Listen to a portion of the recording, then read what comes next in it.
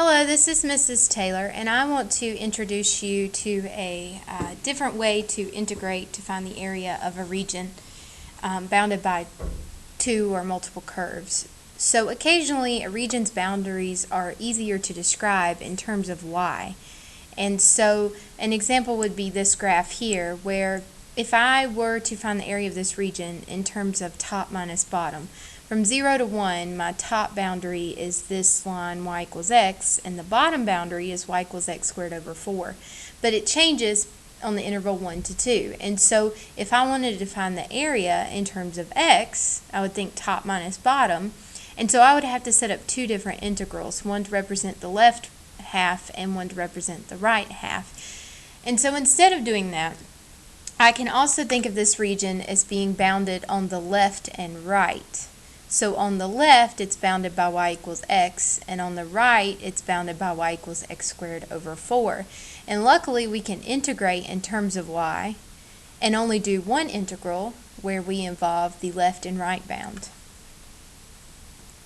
So when integrating, we want to think in terms of y, think right minus left. And so switching from top minus bottom, we're thinking right minus left, and in this case I only have one right bound, one left bound, so I only have one integral. And the key thing here is integrating in terms of y. So that means all of my equations in my integrand have to be in terms of y as well. And so I've got to take each of these equations and solve for x so that I have x in terms of y, and when I plug that into my integral, everything is in terms of y. And so on my right bound here, I have y equals x squared. I'm going to solve it for x by multiplying both sides by 4 and taking the square root. So x equals plus or minus 2 times the square root of y. And then on my left bound here, I have y equals x. Well, that's easy to solve. It's just x equals y. So now I have my two equations, and I just put them in the integral. One other important thing is my limits of integration no longer will be your left bound and your right bound like it would be in terms of x, but your lower and your upper bound. So everything flip-flops.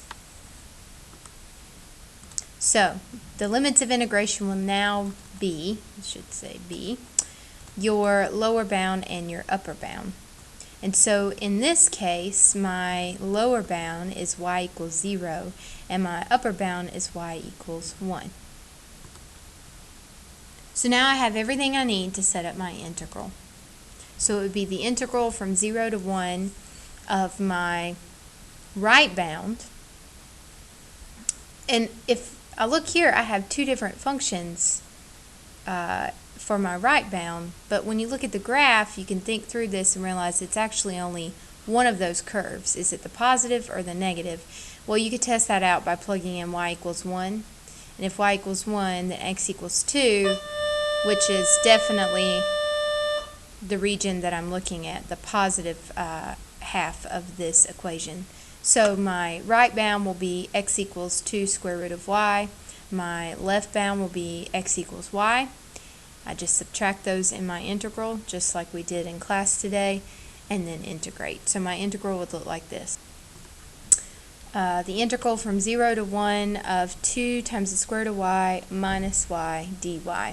And if I was going to use my calculator for this, it's okay that I don't put my integral in my calculator in terms of y. The calculator doesn't care what variable I use, so I could hit math, 9, enter my limits of integration, and then 2, and I can put x, I can put y, it doesn't matter.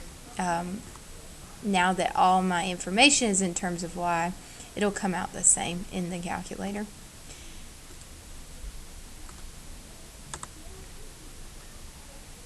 And of course, when you use your calculator, you will get an estimate. 0.83 repeating actually is